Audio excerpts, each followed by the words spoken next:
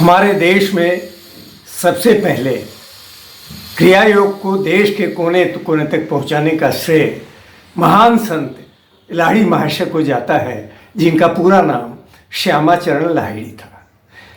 उनके गुरु ईश्वर तुल्य महाअवतार बाबा जी थे। वो आज भी जीवित हैं, महाअवतार बाबा जी, और हिमालय में रहते हैं। तो इस वीडियो में लाहिड़ी महाशय के बारे में इसलिए चर्चा कर रहा हूँ क्योंकि उनके शिष्य सिर्फ हिंदू नहीं थे, अन्य धर्मों के भी लोग थे, और उन्होंने चुपचाप एक साइलेंट रेनेसां किया, एक आध्यात्मिक पुनर्जागरण किया, जिससे शिष्यों में एक नई आशा, एक नई उमंग, एक नया उत्साह आया और उन्हें लगा कि ईश्वर को इसी जन्म में पाया जा सकता है। इस वीडियो में यह भी है कि उनके जीवन में क्या क्या चमत्कार हुए, उन्होंने क्या क्या चमत्कार किए। यह वीडियो अत्यंत रोचक होने जा रहा है क्योंकि इसमें ढेर सारी जानकारियाँ हैं। यह नमस्कार, मैं हूँ विनय बिहारी सिंह, मेरे YouTube चैनल पर आपका स्वागत है। आइए चलते हैं और इस अत्यंत रोचक वीडियो में आगे बढ़ते हैं। क्रिया योग एक प्राचीन विज्ञान है। लाहिड़ी महाशय को यह उनके महान गुरु महाअवतार बाबा जी से प्राप्त हुआ था, जिन्होंने अंधकार युगों में इसके लुप्त हो जाने के बाद फिर से उसे प्रकट कर परिष्कृत किया। बाबा जी ने इसे क्रिया योग का सीधा साधा नाम दिया। आइए परमहंस योगानंद जी द्वारा लिखित ऑटोबायोग्राफी ऑफ अ योगी के हिंदी अनुवाद में क्या लिखा है, यह लाहिड़ी महाशय के ही मुख से हम उन्हीं के शब्दों में सुनते हैं। लाहिड़ी महाशय ने बताया था, बाबा जी के साथ मेरी पहली भेंट मेरे 33वें वर्ष में हुई थी।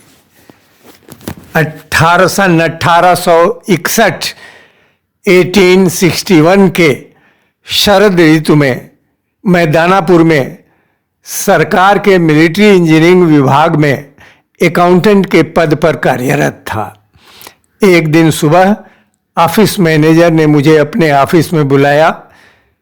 लाहिड़ी, उन्होंने कहा, अभी अभी हमारे मुख्यालय से एक तार आया है, आपका स्थानांतरण यानी ट्रांसफर रानीखेत कर दिया गया है, जहां सेना का एक कैंप स्थापित किया जा रहा है।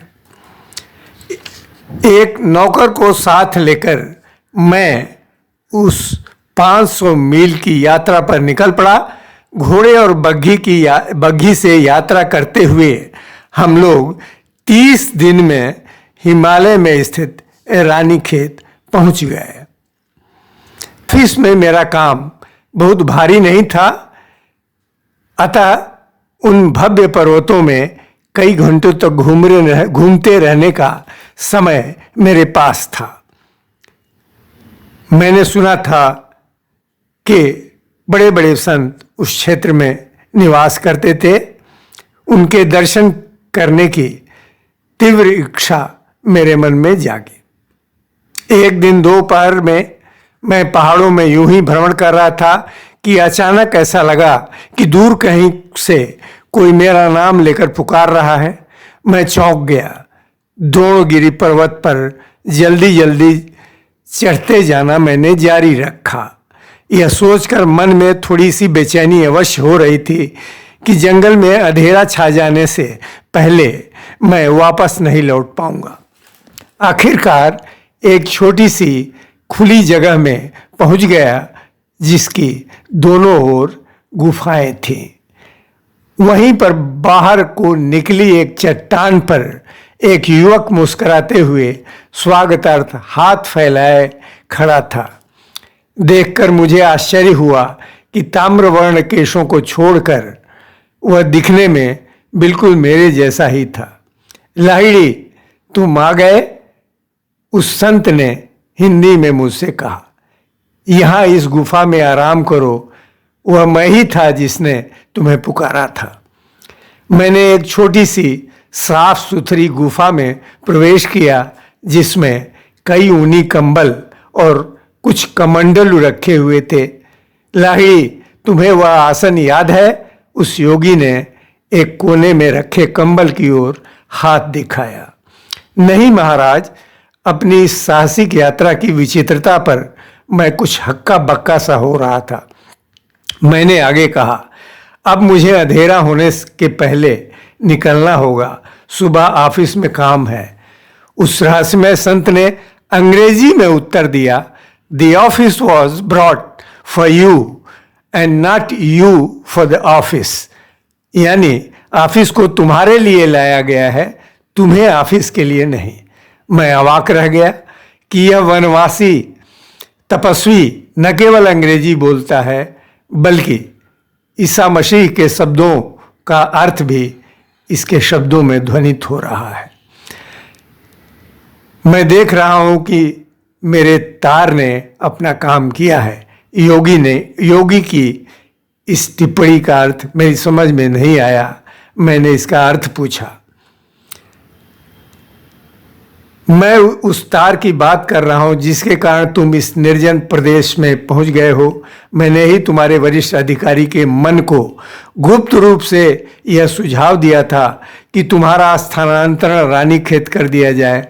जब कोई मनुष्य मानव मात्र के साथ एकता अनुभव करता है तब उसके लिए सभी मानव मन संचार केंद्र बन जाते हैं और वह उनके माध्यम से अपनी इच्छा के अनुसार कार्य कर सकता है। फिर उन्होंने कहा, लाहिड़ी, निश्चय ही यह गुफा तो तुम्हें सुपरिचित प्रतीत होती होगी। जब मैं हतप्रभ होकर चुपचाप खड़ा रहा तो उस संत ने मेरे पास आकर मेरे माथे पर धीरे से आघात किया। उनके चुंबकीय स्पर्श से मेरे दिमाग में यह एक अद्भुत प्रवाह बह पड़ा जिसने मेरे पूर्व जन्म की मधुर स्मृतियां जगा दी। मुझे याद आ गया, आनंद के आवेग में मेरा कंठ अवरुद्ध सा हो गया। आप मेरे गुरु बाबा जी हैं जो सदा ही मेरे रहे हैं। अतीत के दृश्य मेरे मन में स्पष्टता से उभर रहे हैं। यहाँ इसी गुफा में मैंने अपने पिछले जन्म के कई वर्ष बिताए थे। वर्णनातीत स्मृतियों से भाव विभोर होकर मैंने अश्रुपात करते हुए अपने गुरुदेव के चरणों का आलिंगन किया।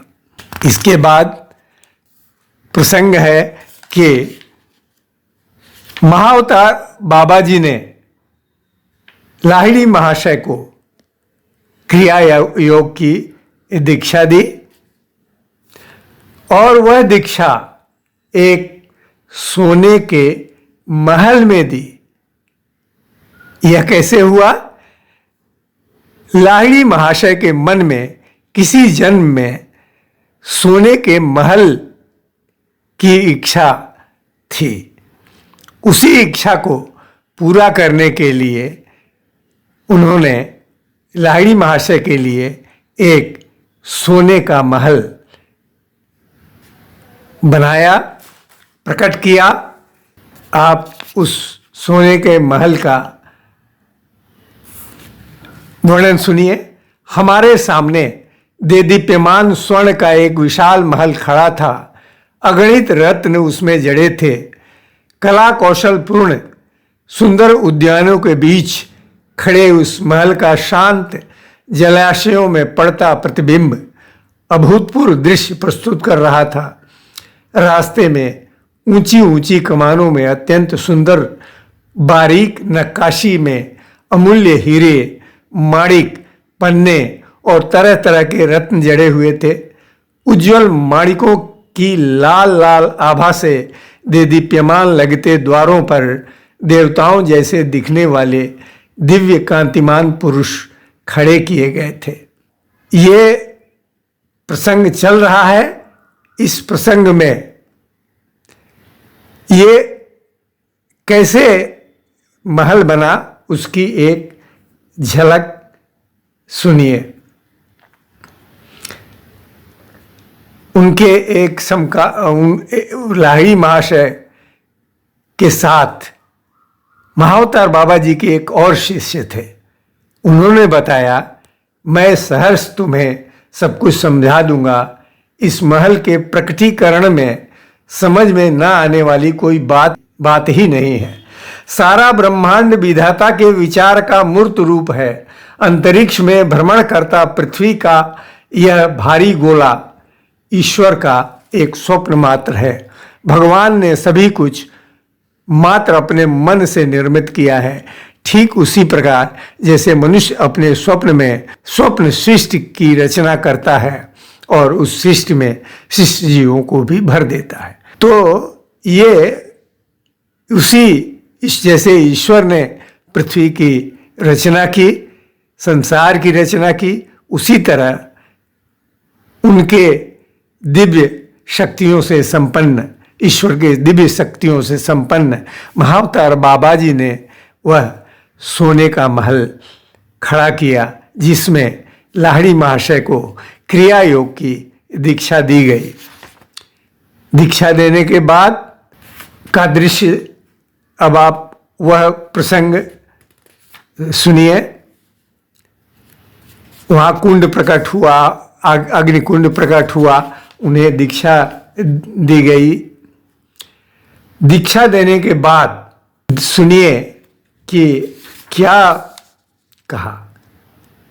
महाअवतार बाबा जी ने कहा, लाहिड़ी तुम्हें भूख लगी है, अपनी आंखें बंद करो। आंखें बंद करके जब मैंने पुनः अपनी आंखें खोली तो वह मंत्रमुग्ध कर देने वाला महल अदृश्य हो गया, यानी गायब हो गया। मैं बाबा जी और उनके सभी शिष्य अब केवल भूमि पर ठीक उसी स्थान पर बैठे हुए थे जहां थोड़ी देर पहले तक वह अद्भुत महल खड़ा था। बाबा जी ने कहा, जिस उद्देश्य के लिए महल का सृजन किया गया था वह उद्देश्य पूरा हो चुका है। तो महाअवतार बाबा जी ने एक खाली हांडी लाहिड़ी महाशय के सामने रखी और कहा, इस पर अपना हाथ रखो और जो भी तुम्हारे खाने की इच्छा होगी वह इसमें से निकाल लो। मैंने खाली हांडी का स्पर्श किया। घी में तली गरम गरम पूरियां, रसेदार भाजी और मिठाइयां उसमें प्रकट हो गई। और लाहिड़ी महाशय जब तक उस हांडी से खाते रहे, वह हांडी तली गरम पूरियां, रसेदार भाजी और मिठाइयों से भरी रही। फिर जब उन्होंने खाना खा लिया तो उन्हें पानी पीने की इच्छा हुई। तब मेरे गुरु ने मेरे सामने रखी हांडी की ओर इशारा किया। सारे खाद्य पदार्थ उसमें से गायब हो गए थे और उसके स्थान पर अब शुद्ध निर्मल जल उसमें दिखाई दे रहा था। लाहिड़ी महाशय ने वह पानी पिया। उसके बाद लाहिड़ी महाशय के सिर पर महाअवतार बाबा जी ने हाथ फेरा और वे निर्विकल्प समाधि में पहुंच गए और 7 दिन तक उसी परमानंद की अखंड अवस्था में रहे। 8वें दिन लाहिड़ी महाशय कहते हैं, 8वें दिन मैं अपने गुरु के चरणों में लौट गया और मुझे इस पवित्र वन में सदा अपने पास ही रखने का उनसे अनुरोध करने लगा। बाबा जी ने अपने आलिंगन में मुझे बांध लिया और कहा, मेरे पुत्र, इस जन्म में तुम्हें जनसाधारण की आंखों के सामने ही अपनी भूमिका निभानी है। इस जन्म से पूर्व अनेक जन्मों में निर्जन प्रदेशों में तपस्या कर तुम धन्य हो चुके हो। अब तुम्हें मनुष्यों के संसार में जाकर उनमें मिल जाना होगा। इस बात के पीछे एक गहरा उद्देश्य था कि इस जन्म में तुम विवाह कर गृहस्थ बनने और परिवार एवं पारिवारिक उत्तरदायित्वों से घिरे जाने से पहले मुझसे नहीं मिले। हिमालय में हमारी इस गुप्त मंडली में शामिल होने का विचार तुम्हें त्यागना ही पड़ेगा। तुम्हारा जीवन आदर्श गृहस्थ योगी का उदाहरण बनकर शहरों की भीड़ भाड़ के बीच रहने के लिए है।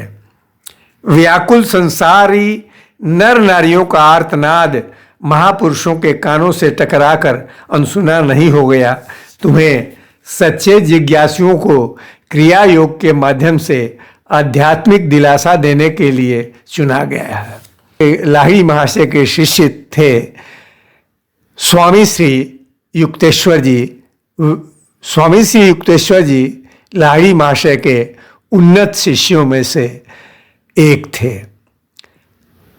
स्वामी श्री युक्तेश्वर जी के शिष्य थे परमहंस योगानंद जी, जिनकी लिखी पुस्तक से मैं यह प्रसंग सुना रहा हूँ।